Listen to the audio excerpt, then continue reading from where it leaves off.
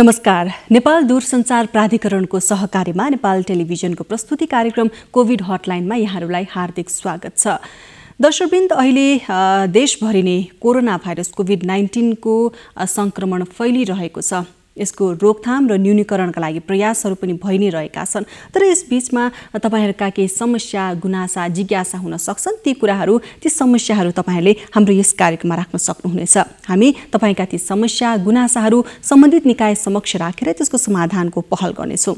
तपाईले हामीलाई सम्पर्क गर्न सक्नुहुनेछ र सम्पर्क गर्ने माध्यमहरू के हुन् त यो अहिले हामी प्रसारण गर्दैछौँ।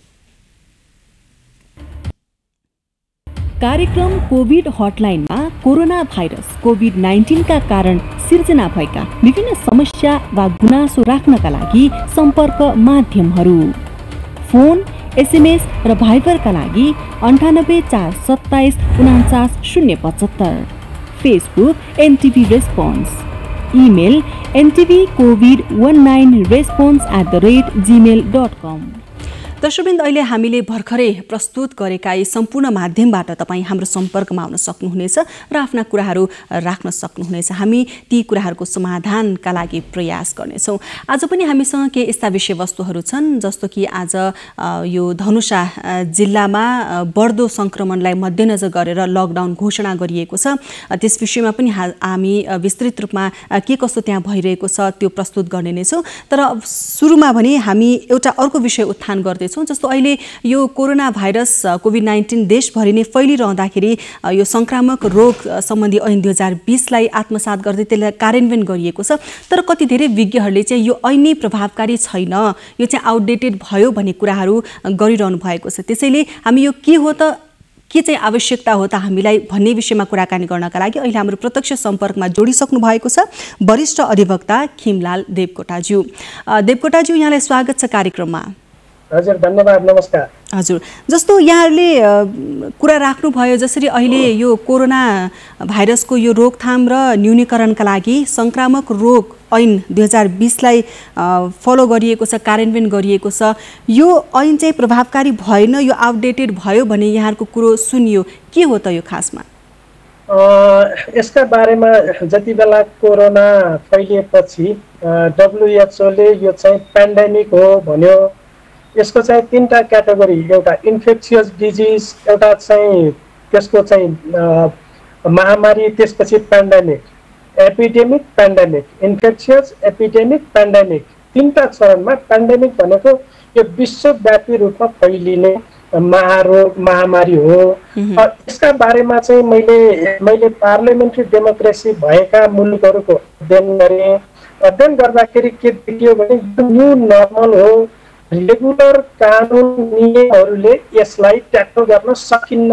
निष्कर्षका आधारमा लगभग 100 भन्दा बढी पार्लियामेन्ट्री डेमोक्रेसी भएका मुलुकहरूले नयाँ कोरोना भाइरस ऐन, कोभिड-19 एक्ट, इमर्जेन्सी बिल, यस्तो विभिन्न नाममा नयाँ कानुन बनाएर अनि त्यसपछि यो कोरोनालाई ट्याकल गरेका छन्। त्यो ऐनमा के कुरा समेटे भने मान्छेको जीवन पद्धति नै भिन्न भइसक्यो। कोरोनाका कारणले, लकडाउनका कारणले काम गर्ने शैलीमा, तरिकामा, उपचारको तरिकामा, दाह संस्कारकै तरिकामा परिवर्तन भयो भनेपछि ती सबै कुरालाई समेटेर कम्प्रिहेन्सिभ ल बनाएर त्यो अनुसार चाहिँ अगाडि बढेको देखियो। संसारका केही 100 भन्दा बढी पार्लियामेन्ट्री डेमोक्रेसी भएका मुलुकमा, केही मुलुकमा चाहिँ के देखियो भने सरकारले एउटा कम्प्रिहेन्सिभ प्रपोजल चाहिँ पार्लियामेन्ट समक्ष प्रस्तुत गर्यो। यी सबै कुरालाई, डेली लाइफलाई समेटेर अनि त्यो अनुसार चाहिँ सरकारले अगाडि बढाएको देखियो।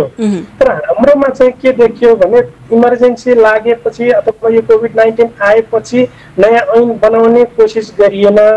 ऐन चाहिँ कुन प्रयोग गरियो भन्दाखेरि 2020 सालको ऐन प्रयोग गरियो, जुन ऐन 3 पेजको 5वटा दफा मात्रै भएको, जुन ऐनले पेन्डेमिक भन्ने, पेन्डेमिक फ्लू भन्नेलाई चिन्दैन, परिभाषा खण्ड पनि राखिएको छैन।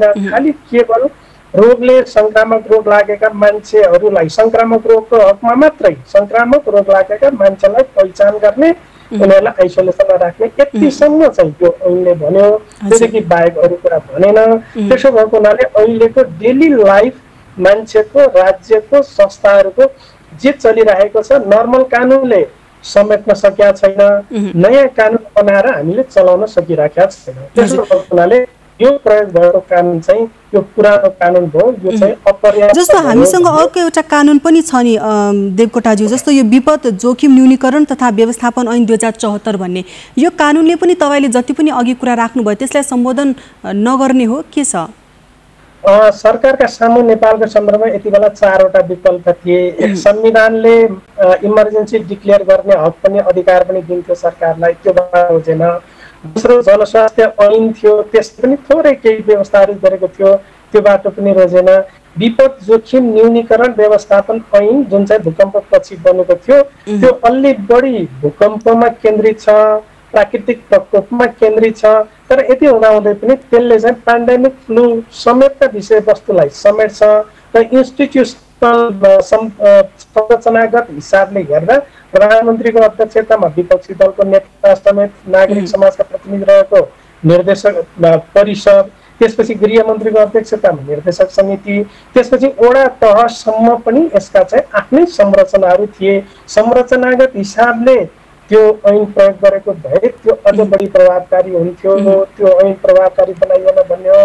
तर अहिलेको सन्दर्भमा अहिले नयाँ देखिएका समस्याहरूलाई सम्बोधन गर्नका निम्ति त नयाँ ऐन नै बनाउनु पर्ने भन्ने मेरो भनाइ, मेरो अध्ययनको निष्कर्षले बताएको कुरा हो, मेरो निष्कर्ष मात्रै पनि होइन। जस्तो भनेपछि अहिले हामीले विभिन्न स्थानीय तहहरूमा कुरा गरिरहँदा, प्रदेशतिर कुरा गरिरहँदा स्थानीय तहले आफ्नो अधिकारभित्र पर्दैन भने, प्रदेशले आफ्नो अधिकारभित्र पर्दैन भन्ने, यो अधिकार छैन भन्ने, फेरि यता संक्रमण यसरी फैलिरहँदाखेरि यो कानुन नै बाधा भएको भन्ने यहाँको बुझाइ, यहाँको प्रतिवेदन पनि दिनुभयो। एकदम ठिक भन्नुभयो। हामीले यस बारेमा विधान व्यवस्थापन समितिसँग पनि छलफल गर्यौं र प्रतिनिधि सभाको स्वास्थ्य शिक्षा समितिसँग छलफल गरेर सबै प्रदेश 7 वटा प्रदेशसँग छुट्टा छुट्टै छलफल पनि गर्यौं, निष्कर्ष निकाल्यौं। निष्कर्षमा के निस्कियो भने संक्रामक रोगको कुरा चाहिँ सरुवा रोगको अधिकार केन्द्रमा देखियो, अनि कोष पनि केन्द्रमा देखियो, जिम्मेवारी चाहिँ स्थानीय तहमा देखियो। स्थानीय तहले जिम्मा लिनुपर्ने क्यान्टोनमेन्टको क्वारेन्टाइनको बन्दोबस्त, मान्छेलाई चाहिँ राख्ने बन्दोबस्त, खुवाउने पियाउने बन्दोबस्त त्यहाँ गर्नुपर्ने, तर अधिकार चाहिँ केन्द्रमा देखियो। र स्थानीय प्रदेश र सङ्घका बीचमा आपसी समन्वयको पनि अभाव देखियो। त्यसकारण यो कम्प्रिहेन्सिभ कानुन बनाउन सकेको भए यी सबै कुरालाई सम्बोधन गर्न सक्थ्यो भन्ने फेरि पनि मेरो आग्रह हो। भनेपछि यहाँको कुरो अनुसार चाहिँ अब यो संक्रामक रोग ऐन त कामै छँदै छैन, त्यसबाहेकको यो विपद सम्बन्धी अर्को ऐन छ, त्यसले केही राहत त दिन्छ, तर त्योभन्दा पनि अर्कै नयाँ कानुन बनाउनुपर्छ, नयाँ तरिकाबाट जानुपर्छ भने यहाँको कुरो। जसरी यहाँले भन्नुभयो यो विपद सम्बन्धी यो ऐन पनि अहिलेलाई केही राहत दिन्छ भने, जस्तो यसमा पुनर्स्थापनाको कुरा पनि गरिएको छ। अहिले कोरोना भाइरसले गर्दाखेरि कति क्षेत्रहरू प्रभावित भइरहँदा ती क्षेत्रहरूलाई पुनर्स्थापनाको पनि आवश्यकता पर्छ, त्यसले केही सम्बोधन त्यता पनि गर्छ। बिल्कुल, यो त्यो ऐनले संरचनागत हिसाबले त्यो ऐन पर्फेक्ट छ। त्यसपछि यो महामारी रोग लागिसकेपछि यसपछि प्राप्त गर्ने यसको प्री, ड्युरिङ र पोस्ट, यो विपदको अवधिमा, विपदभन्दा अगाडि तयारीको अवधिमा, विपद लागिसकेपछि पुनर्लाभ प्राप्त गर्ने कुराका सम्बन्धमा पनि त्यो ऐनले दिन्छ। तर अहिले त्यो ऐनले पनि के परिकल्पना गर्दैन भने यसरी लकडाउन गर्ने कुरा, अनि दैनन्दिनका जीवनहरू चाहिँ पुरै सस्पेन्ड गर्ने कुरा, अदालतमा म्याद, तारिक, हदम्याद जस्ता विषयवस्तुहरूलाई चाहिँ बेपरवाह छोड्ने कुरा, ती कुरा चाहिँ तिनले पनि गर्दैन। त्यसकारण चाहिँ अहिलेको सन्दर्भमा संरचनागत हिसाबले त्यो ऐन प्रयोग गर्दाखेरि अझै पनि केही बिग्रिएको छैन। त्यो ऐन प्रयोग गर्दाखेरि त्यसका संरचनाहरू वडा तहसम्मको संरचना परिचालित हुन्छ, त्यसले राहत दिन्छ।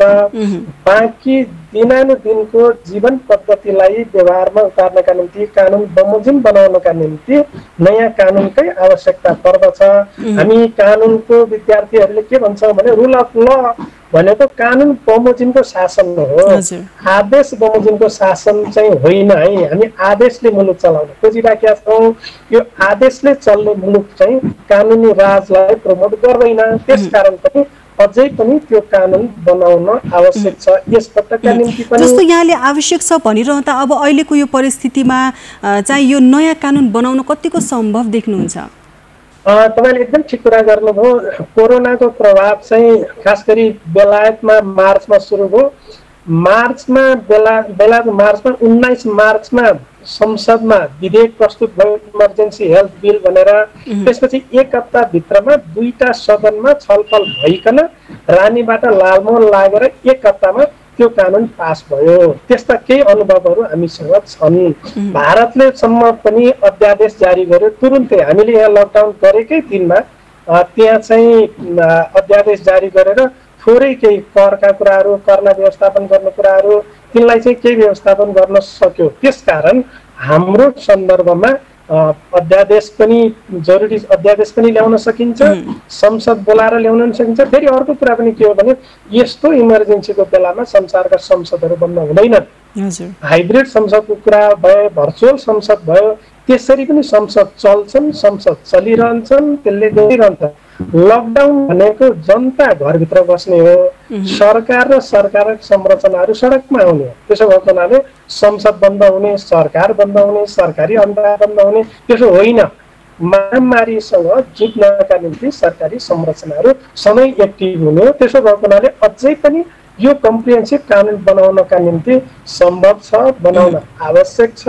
यसो गर्न सकिएन भने यो डेली लाइफलाई म्यानेज गर्न सकिँदैन है भन्ने मेरो अध्ययनको निष्कर्ष छ। हजुर, जस्तो यहाँले यति धेरै कुराहरू भनिरहँदा अब चाहिँ नयाँ ऐनको आवश्यकता छ यहाँले भन्नुभयो।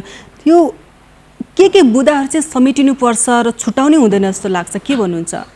खास गरी 3-4वटा कुरा। अहिले सरकार चाहिँ स्वास्थ्य सामग्रीको अभाव छ। स्वास्थ्य सामग्री खरिद गर्नका निम्ति सार्वजनिक खरिद ऐन प्रयोग गर्नु परेको कारणले 2 महिनादेखि खरिद गर्न सकिरहेका छैन। कम्तीमा विपद जोखिम न्यूनीकरण ऐन मात्रै प्रयोग गरेको भए सार्वजनिक खरिद ऐन चाहिँ प्रयोग गर्नु पर्दैन थियो। यस्तो विपदको बेलामा त्यस्तो ऐन प्रयोग गर्नु पर्दैन भन्ने कुरा बन्दोबस्त त्यही नै थियो। त्यो लगायत स्वास्थ्य उपचार कसरी गर्ने, भइरहेका स्वास्थ्य संस्थाहरूलाई कसरी चाहिँ च्यानलाइज गर्ने, जनताको जनजीवनलाई कसरी व्यवस्थित गर्ने, लकडाउनकै कुरा भन्ने हो भने पनि लकडाउनलाई कसरी व्यवस्थित गर्ने, सार्वजनिक यातायातहरू तिनी त अत्यावश्यक सेवा ऐन अन्तर्गत पर्छन्, तिनी त रोक्न हुँदैन थियो। यता एकातिर अत्यावश्यक सेवा ऐन पनि लागू भएको छ, अर्कोतिर सार्वजनिक यातायात बन्द गर्ने कुरा पनि भएको छ।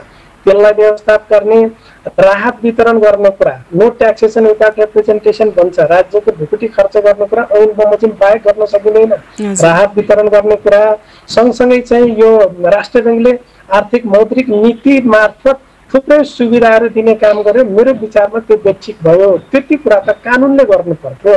कानुनले ऋण तिर्ने अवधि, म्याद बढाउने अवधि, त्यसपछि ब्याजको दर, यी सबै कुरा चाहिँ कानुनमा आइदिएको भए, यी सबै कुरा कानुन बमोजिम व्यवस्थित भए भन्ने हुन्थ्यो। सँगसँगै अहिले हामीले सब्जेक्टको सन्दर्भमा पनि समस्या परेको छ, हस्पिटलमा उपचारको समस्या परेको छ, स्वास्थ्य कर्मीहरूको सुरक्षाको समस्या परेको छ। उनीहरूलाई दिएको भनेको प्रोत्साहन भत्ता नाम मात्रको भयो, दिएन, पाइएन भन्ने थुप्रै ठाउँबाट आएको छ। यी सबै कुरा कानुनमा बन्दोबस्त गर्न सकेको भए यी सबै कुरा समस्याको समाधान हुने थियो। त्यसपछि महामारी पछि प्राप्त गर्ने पुनर्लाभको कुरा, त्यसपछि उनीहरूले प्राप्त गर्ने क्षतिपूर्ति लगायतका कुरा, अदालतको कुरा, अदालतको म्याद, तारिख, हदम्याद, पुनरावेदन लगायतका मामलाहरूका बारेमा आजका नीतिमा भन्ने हो भने कोही पनि कानुन केटिएको छैन।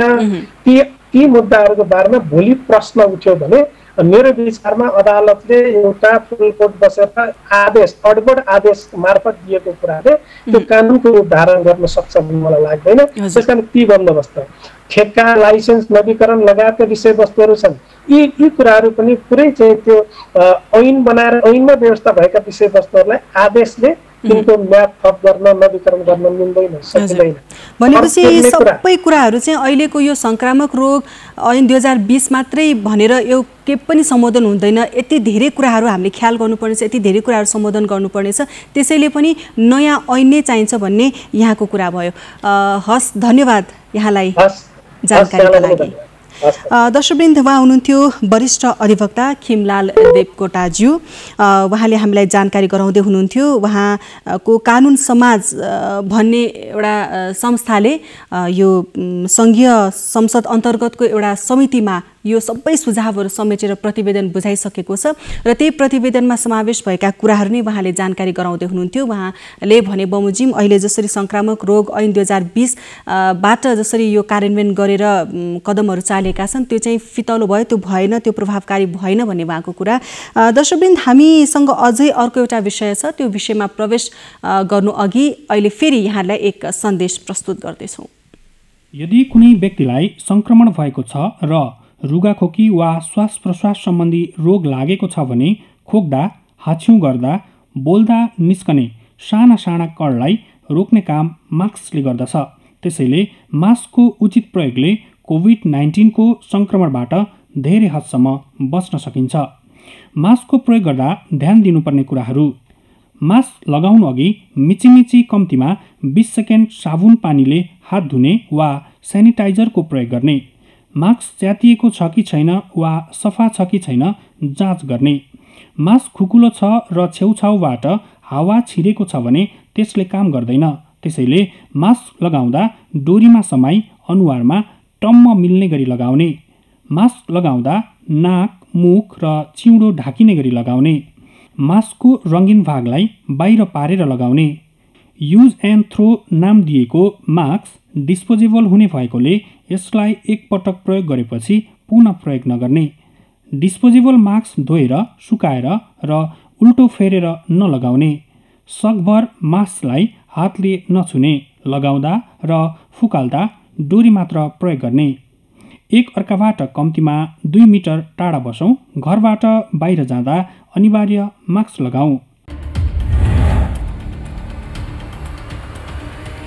आफ्ना समस्या वा गुनासो राख्नको लागि सम्पर्क नम्बरहरू: बाढी पहिरोको पूर्व जानकारीको लागि 1155, बाढी पहिरोबाट सिर्जित आपतकालीन अवस्थामा सहयोग वा उद्धारको लागि 1149, महिलामाथि हुने जुनसुकै प्रकारका हिंसामा 1145, हराएका, बेवारिसे भेटिएका, बेचबिखनमा परेका, हिंसामा परेका वा कुनै पनि समस्यामा परेका बालबालिकाका लागि 104, एम्बुलेन्सको लागि 102, ट्राफिक सम्बन्धी जानकारी वा सहयोगको लागि 103, आगलागी भएमा दमकलको 101। दर्शकवृन्द, यहाँहरू कार्यक्रम कोभिड हटलाइनमा हुनुहुन्छ र कोभिड हटलाइनमा यहाँले भर्खरै देख्नुभयो, हेर्नुभयो मास्कको सही प्रयोग लगायत अन्य विभिन्न निकाय जहाँ तपाईँका समस्याहरू छन् भने ती निकायमा पनि यहाँले सम्पर्क गर्न सक्नुहुनेछ।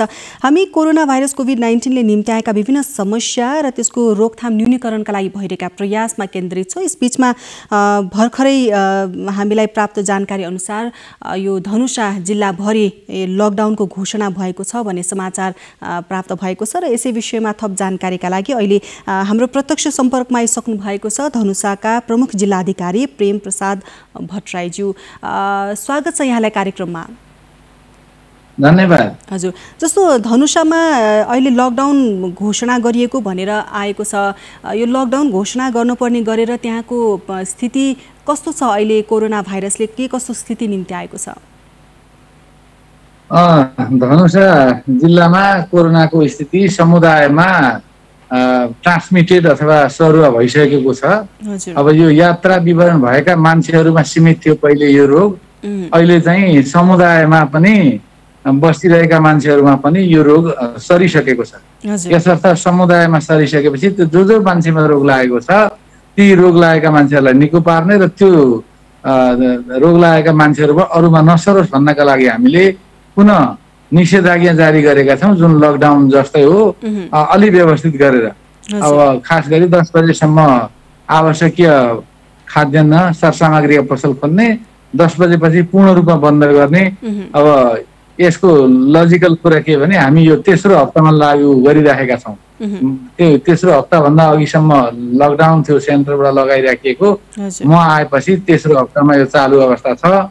अहिलेसम्म धनुषामा मृत्यु भएको संख्या 9 अब जिल्लामा, अनि हामीले स्वाब कलेक्सन गरेको 8573 स्वाब कलेक्सन गरेकामा 1031 जना पोजिटिभ, त्यसमध्ये 739 जना डिस्चार्ज र 292 एक्टिभ कोरोना एक्टिभ पेसेन्ट हुनुहुन्छ। 292 त्यसमध्ये केही अस्पतालमा हुनुहुन्छ, धेरै अस्पतालमा हुनुहुन्छ, आइसोलेसनमा हामीले व्यवस्थापन गरेको, र केही चाहिँ होम आइसोलेसनमा हुनुहुन्छ। हजुर हजुर। अनि जस्तो यहाँको जिल्ला त अब भारतको बिहारसँग पनि जोडिएको छ होइन। अहिले भारतको बिहारको हेर्ने हो भने त्यहाँ एकदमै धेरै कोरोना भाइरसले गर्दा अव्यवस्थित अस्तव्यस्त भएको जस्तो देखिन्छ। भनेपछि त्यतातिर त्यो नाका जोडिएको छ। अनि त्यो नाकामा कडाई के कसरी गरिरहनु भएको छ? किनभने नाकामा कडाई गर्ने भनिरहँदा त्यहाँ लुकीछिपी मानिसहरू आवत जावत हुने गरेको, रातको समयमा होस् अथवा बिहानै, त्यो कुराहरू आइरहँदा तपाईँले नाकामा कतिको कडाई गर्नुभएको छ? अब हाम्रो यो धनुषा जिल्लाको हकमा चाहिँ सानो नाका, जटै भन्सार सानो नाका छ। त्यो सानो नाकामा पुल बिग्रिएको अवस्था छ र हामीले पब्लिक आवत जावत बन्द गरेका छौँ। अत्यावश्यकीय खाद्यान्नका सामग्रीहरू चाहिँ त्यो नियमअनुसार प्रक्रियाअनुसार आएका चिजहरू केही मात्रै हामीले जाँचपास गरेका छौँ। मान्छे ओहोरदोहोर गर्न दिएका छैनौँ। त्यो हिसाबले हाम्रो डाइरेक्ट नाका त्यो मात्रै हो। र छुटफिट खास गरी मल अनि व्यापारिक सामानहरू अवैध रूपमा आएका कुरालाई सशस्त्र प्रहरीको बोर्डर मुभमेन्टमा त्यसमा अनि भन्सार गस्तीमा त्यो दुईटा प्रयोग। दर्शकवृन्द, हामी कुरा गरिरहेका थियौँ धनुषाका प्रमुख जिल्लाधिकारी प्रेम प्रसाद भट्टराईज्यूसँग, तर बिचैमा हाम्रो सम्पर्क टुटेको छ। उहाँले हामीलाई जानकारी गराउँदै हुनुहुन्थ्यो अहिलेसम्म धनुषा जिल्लामा 9 जनाको मृत्यु भइसकेको छ कोरोना भाइरसका कारण। हामी फेरि उहाँसँग जोडिँदैछौँ। फेरि पनि यहाँलाई स्वागत छ। र अहिलेकै कुरामा मैले जोडिन चाहेँ, जसरी त्यहाँ नाकाबाट लुकीछिपी आइरहेको भनेर विभिन्न सूचनाहरू प्राप्त भएका छन्, विभिन्न अन्य नाकातिर पनि त्यो समस्याहरू छन् नै, भनेपछि यहाँको थप व्यवस्थापन के छ त्यतातिर? अब हामीले चाहिँ हाम्रा छिमेकी अथवा बोर्डर जिल्लाबाट छिमेकी देशबाट आउने कुरालाई निषेधै गरेका छौँ। हाम्रोमा त्यसरी आएको छैन। अब एउटा गुड लक भनौँ, हामी कहाँ सवारी स्मुथ आवागमनको अवस्था छैन। पुल निर्माणाधीन अवस्थामा भएको र खोलो पार गरेर आउनुपर्ने भएकाले भेहिकलबाट आउन मिल्दैन र मान्छे आवत जावत गर्ने कुरा चाहिँ हाम्रा सुरक्षा कर्मीहरूले पूर्ण रूपमा निषेध गरेका छन्।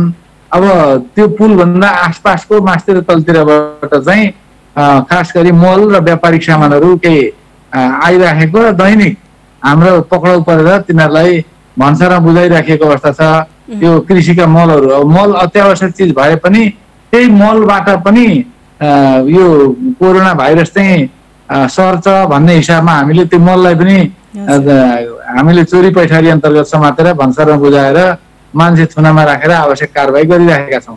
तसर्थ धनुषा जिल्लामा जुन भारतसँग जोडिएको भएको भए पनि हामी कहाँ त्यति धेरै अब अहिले हामी तराईका जिल्लाहरूमा नम्बर 1 जिल्ला छैनौँ। हामी 9 जना अथवा एक्टिभ केस 292 मात्रै हो। त्यो हिसाबले अलिकति अन्डर कन्ट्रोल नै छ यो। त्यो हिसाबको हेर्दा प्राविधिक रूपमा भन्नुपर्दा अद्यपि म प्राविधिक त होइन, तर अब यहाँ प्राविधिक टिम छ हाम्रो। जिल्ला सङ्कट कोरोना सङ्कट व्यवस्थापन समिति छ, त्यहाँ हिजै मात्र छ। दर्शकवृन्द, फेरि पनि उहाँसँग सम्पर्क टुटेको छ। प्रविधिले हामीलाई केही बाधा पुर्याइरहेको छ, तर पनि हामी फेरि उहाँसँग सम्पर्क गर्ने प्रयास गरि नै रहेका छौँ। धनुषा जिल्ला जहाँ चाहिँ यो भारतको बिहारसँग नाका जोडिएको छ त्यहाँ चाहिँ तर उहाँले नाकामा कडाई गरिएको र कोही पनि त्यसरी लुकीछिपी नआएको भनेर जानकारी गराउँदै हुनुहुन्थ्यो। फेरि उहाँ हाम्रो सम्पर्कमा आइसक्नु भएको छ। जस्तो यहाँले यो जानकारी गराइरहँदाखेरि, किनभने अहिले विभिन्न विज्ञहरूले चाहिँ लकडाउन चाहिँ यो समस्याको समाधान होइन भनिरहँदा PCR टेस्टको कुरा अनि नाकामा कडाईको कुरा, जनचेतना जगाउने कुरा, धेरै कुराहरू छन्। त्यो कुरातिर ध्यान कतिको गइरहेको छ? यो कहिलेसम्म लकडाउन गरेर त समस्या समाधान हुँदैन, त्यतातिर के छ यहाँको पहल? धन्यवाद। यो महत्त्वपूर्ण क्वेसन सोध्नुभयो। अब यो विषयमा केन्द्र सरकारदेखि, अब केन्द्र सरकारको प्रतिनिधिको रूपमा म जिल्लामा प्रमुख जिल्ला अधिकारी भएको हिसाबले सबैतिर यो चासोको विषय भएको छ। त्यसैले हामीले यो पछिल्लो लकडाउन अथवा निषेधाज्ञा जारी गर्दा 10 बजेसम्म अत्यावश्यक लगायतका सामग्रीहरू जस्तो लत्ता कपडाका पसलहरू पनि 10 बजेसम्म खोल्ने। तर यसले चाहिँ कति हामीलाई गुनासो आएको छ। जस्तो यो समय तोक्दाखेरि जस्तो 10 बजेसम्म यहाँले भन्नुभयो, त्यसले त झन् भिड किन्न नपाइने, मास्क चाहिँ लगाइदिने अनि फेरि पछाडि क्युमा बस्नुपर्ने र यो हिसाबले यसका लागि नेपाल प्रहरी, सशस्त्र प्रहरी र हामीले यसरी परिचालन गरेर उहाँहरूलाई यो मेन्डेटोरी गराएका छौँ। र यसरी त्यो पहिले हामीले लकडाउन लाउनुभन्दा पहिले चाहिँ हामीले बस्ती बस्तीमा अथवा चोक चोकमा गाउँडा गाउँडामा पुलिस बाटा बाटामा पुलिसहरू चेक गराएर एकजनाले मास्क नलाएमा 100 रुपियाँ जरिमाना एउटा मास्क हामी लगाइदिन्थ्यौँ 5-10 रुपियाँको मास्क हो लगाइदिन्थ्यौँ हामी त्यो मास्क चाहिँ त्यो हिसाबले हामीले करिब करिब दिनको 30,000 सम्म कलेक्सन गर्यौँ 300 मान्छेसम्मलाई मास्क लगायौँ र अहिले यहाँ बजारमा हिँड्दा गाउँ बजार हाटकोलतिर म अनुगमनमा जाँदाखेरि मास्क चाहिँ लगाएको अनिवार्य पाइन्छ एउटा समस्या के भने यो सदियौँदेखि बस्दै आउँदा हाम्रो अलि क्राउडेड कल्चर भएकाले कल्चर चाहिँ अलि क्राउडेडै छ अलि क्राउडमा हिँड्छन् त्यो पनि हामीले सम्झाइ बुझाइ माइकिङ गरेका छौँ सम्झाइ बुझाइ गरेका छौँ त्यो हिसाबले अलिकति हाम्रो बुझाइ चाहिँ सेयरिङ हस् धन्यवाद प्रमुख जिल्लाधिकारीज्यू यहाँसँग अलिकति सम्पर्कमा समस्या भयो उहाँले हामीलाई जानकारी गराउँदै हुनुहुन्थ्यो धनुषामा अहिलेको स्थिति के छ र उहाँले के कस्तो कदम चाल्नु भएको छ मास्क अनिवार्य गराउनेदेखि लिएर कसैले मास्क लगाएको छैन भने कारबाही गर्नेदेखि लिएर नाकामा कडाइसम्मको विभिन्न उपायहरू अपनाएको ताकि यो जसरी समुदाय स्तरमा फैलिएको भनेर आशंका गरिएको भन्नुभयो त्यो अझै थप नफैलियोस् र यसको यो रोकथाम र न्यूनीकरण होस् भन्ने हेतुले यी कदमहरू चालिएको भनेर हामीलाई जानकारी गराउँदै हुनुहुन्थ्यो दर्शकवृन्द कोभिड हटलाइन कार्यक्रम हामी दैनिक रूपमा लिएर आउने गर्दछौँ यहाँले पनि हामीलाई सम्पर्क गर्न सक्नुहुनेछ 24 घण्टा आफ्ना परेका समस्या गुनासाहरू यहाँले राख्न सक्नुहुनेछ फेरि पनि कार्यक्रममा म यहाँले राख्न सक्नुहुने जुन तपाईका समस्या छन् गुनासा छन् त्यो कुन माध्यममा राख्ने हो त्यो अहिले प्रस्तुत गर्दैछौँ कार्यक्रम कोभिड हटलाइनमा कोरोना भाइरस कोभिड-19 का कारण सिर्जना भएका विभिन्न समस्या वा गुनासो राख्नको लागि सम्पर्क माध्यमहरू फोन एसएमएस र Viber 98 427 49 075 Facebook NTV response email ID ntvcovid19response@gmail.com दर्शकवृन्द हामीले भर्खरै प्रस्तुत गरेका सम्पूर्ण माध्यमबाट तपाईँ हामीसँग जोडिन सक्नुहुनेछ आफ्ना कुराहरू गुनासाहरू जे जति छन् त्यो राख्न सक्नुहुनेछ किनभने अहिले सबैतिर कोरोना भाइरस कोभिड-19 भइरहँदाखेरि त्यसले विभिन्न समस्याहरू सृजना गरेका छन् ती समस्याहरू तपाईले हामीसँग राख्न सक्नुहुनेछ र हामी ती समस्याहरू सम्बन्धित निकाय समक्ष राखेर त्यसको समाधानको पहल गर्नेछौँ आजका लागि कार्यक्रमको समय यति नै हामी भोलि फेरि पनि उपस्थित हुने नै छौँ त्यतिन्जेल तपाईहरू नेपाल टेलिभिजन हेर्दै गर्नुहोला नमस्कार